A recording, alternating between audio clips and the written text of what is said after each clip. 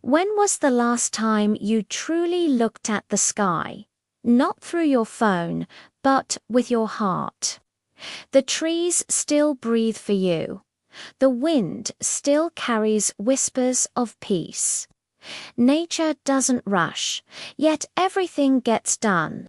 We live surrounded by miracles. The sound of rain, the warmth of sunlight, the smell of earth after a storm. But we're too busy scrolling to notice the world that silently heals us every day. Take a moment. Step outside. Listen. Feel the rhythm of life that asks for nothing yet gives you everything. Because the more you cherish nature, the more you reconnect with yourself. Tell me in the comments, when was the last time you felt truly connected with nature?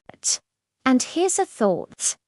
What if nature has been speaking to you all along, but you just stopped listening?